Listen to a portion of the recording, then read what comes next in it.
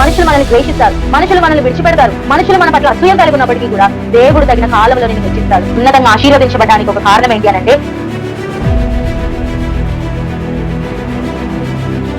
పగ తీర్చుకునే పని మన దేవుడికి వదిలేస్తే దేవుడు సరైన సమాధానము అందరికీ ఇస్తాడు. Praise the Lord. ఎలా ఉన్నారు?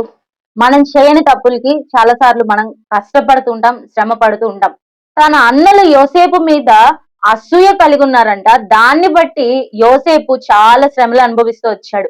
యోసేపు జీవితంలో తన అన్నలు, సొంత అన్నలే పగబట్టారు, పగబట్టారు, మరింత పగబట్టారు.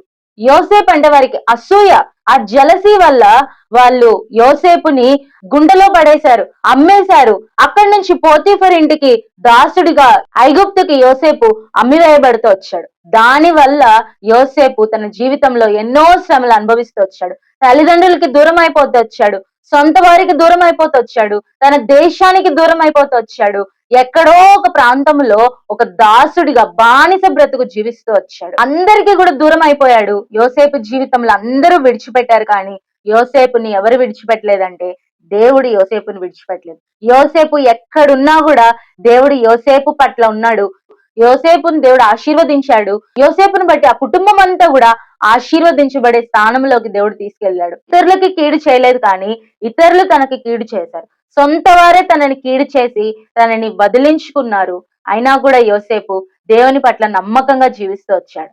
యోసేపు తన నమ్మకత్వాన్ని బట్టి, యోసేపు జీవితంలో పాపము చేయమని తనని వెంటాడినప్పటికీ కూడా యోసేపు ఆ పాపము చేయకుండా దేవునికి వ్యతిరేకంగా ఇంత దుష్కార్యం నేను చేయనని తన జీవితంలో దేవునికి నమ్మకంగా జీవించడాన్ని బట్టి యోసేపుని దేవుడు ఉన్నతంగా ఆశీర్వదిస్తూ వచ్చాడు. మన జీవితంలో కూడా చాలా సార్లు మనుషులు మనము చేయని తప్పుకి, మన ప్రమేయం లేకుండా జరిగిన వాటికి మనుషులు మనల్ని ద్వేషిస్తారు, మనుషులు మనల్ని విడిచిపెడతారు, మనుషులు మన పట్ల అసూయ కలిగి ఉన్నప్పటికీ కూడా దేవుడు తగిన కాలంలో నిన్ను హెచ్చిస్తాడు. యోసేపు కలిగి ఉన్న మంచి మనసు ఏంటంటే, యోసేపు అంటాడు, ఈ రీతిగా చేయడానికి కారణం మీరు కాదు, మీకంటే ముందుగా మీ క్షేమము కొరకై దేవుడు నన్ను ఐగుప్తుకు పంపించాడని యోసేపు వారిని క్షమించి వేస్తాడు. అంత గొప్ప మనసు కలిగిన యోసేపుని దేవుడు ఉన్నతంగా ఆశీర్వదిస్తాడు. మన జీవితంలో మనం కూడా ఇతరులు మనకి చేసిన కీడును బట్టి మనం చాలా సార్లు బాధపడుతూ ఉంటాం. మనం ఇతరులకి కీడు చేయాలని చాలా సార్లు అనుకుంటాం, కానీ పగ తీర్చుకొనుట నా పని అని దేవుడు అన్నాడు. పగ తీర్చుకునే పని మనం దేవుడికి వదిలేస్తే దేవుడు సరైన సమాధానము అందరికీ ఇస్తాడు. యోసేపు జీవితంలో జరిగింది అదే. ఒకవేళ యోసేపు పగ తీర్చుకునే పరిస్థితి వచ్చినా కూడా యోసేపు పగ తీర్చుకోలేదు. ఏదో మనల్ని విడిచిపెట్టారని, మనుషులు ఏదో మన పట్ల అసూయ కలిగి ఉన్నారని, మనుషులు మనల్ని ద్వేషిస్తున్నారని, మనుషులు మనల్ని బాధ పెడుతున్నారని మనము దేవునికి దూరం అయిపోతే నష్టపోయేది మనమే.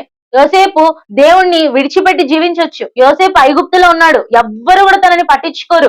యోసేపు రాజు కంటే కొంచెము కిందగా ఉన్నాడు అంతే. మిగిలిందంతా యోసేపు అధికారం లేకుండా ఐగుప్తులో ఎవ్వరు కూడా ఏ పని చేయడానికి లేదు, ఆ స్థానంలో ఉన్నాడు. యోసేపు ఏం చేసినా ఎవరు పట్టించుకోరు, కానీ యోసేపు దేవునికి నమ్మకంగా జీవిస్తూ వచ్చాడు.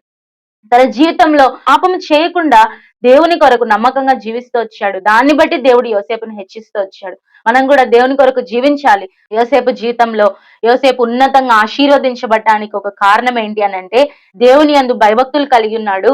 రెండోది ఏంటి అనంటే కీడు చేసిన వారికి కూడా మేలు చేసే స్వభావము యోసేపు జీవితంలో ఉంది. కాబట్టి దేవుడు యోసేపుని ఎంతగానో ఆశీర్వదిస్తూ వచ్చాడు.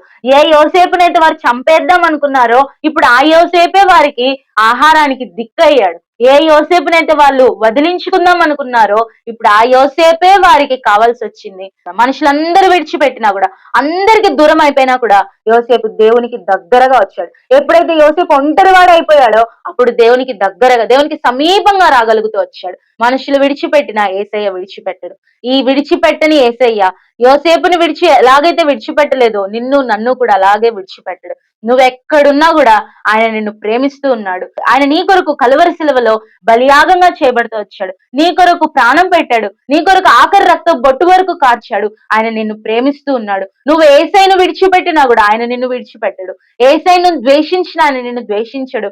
ఆయన నీ కొరకు ఆ కలువరి శిలువలో చేసిన ఆ బలియాగాన్ని బట్టి ఇంకా ఒకవేళ యేసయ్యను సొంత రక్షకునిగా అంగీకరించకపోతే నేడే అనుకూల సమయం. యేసయ్య నేను పాపిని అని నువ్వు నోటితో ఒక మాట అంటే చాలు, నా పాపములు క్షమించు అని అడిగితే చాలు, ఏసై నీ ప్రతి పాపమును క్షమిస్తాడు. తన జీవ గ్రంథంలో నీ పేరు రాసుకుని ఆయన రెండో రాకడలో నువ్వు ఎత్తబడటానికి ఆయన నీకు సహాయం చేస్తాడు. ఒకవేళ ఇంకా ఏసైను నమ్ముకోకపోతే, ఏసయ్య సజీవుడైన దేవుడు. అందరూ విడిచిపెట్టిన ఏసయ్య విడిచిపెట్టడు. ఏసైని నమ్ముకొని ఆయన కొరకు మనము జీవిద్దాము. ఏసై మాకు తెలుసండి, మా తాత ముత్తాతలందరూ ఏసై మేము చర్చికే వెళ్తామండి, క్రిస్మస్ పండుగ మేము బాగా చేసుకుంటామండి, ఇవన్నీ కాదు. ఏసైకి నీ హృదయం ఇచ్చావా? ఏసైకి నీ డబ్బులు అవసరం లేదు, ఏసైకి నీ ఆస్తులు అవసరం లేదు, ఏసైకి ఏదో తీసుకొచ్చి నువ్వు ఇయ్యాల్సిన అవసరం లేదు. కానీ విరిగి నలిగిన చెడిపోయిన హృదయం అన్నిటికంటే మోసకరమైనది. అటువంటి మోసకరమైన హృదయం ఏసై అడుగుతున్నాడు. ఎందుకంటే మంచి హృదయం నీకు ఇవ్వడానికి, మంచి జీవితం నీకు ఇవ్వడానికి, అందరూ విడిచిపెట్టినా కూడా నిన్ను ఆశీర్వదించడానికి ఏసై నీ కొరకు భూమి మీదకి వచ్చాడు. ఆయన నీ హృదయంలో చేర్చుకో, దేవుడు నిన్ను ఆశీర్వదిస్తాడు.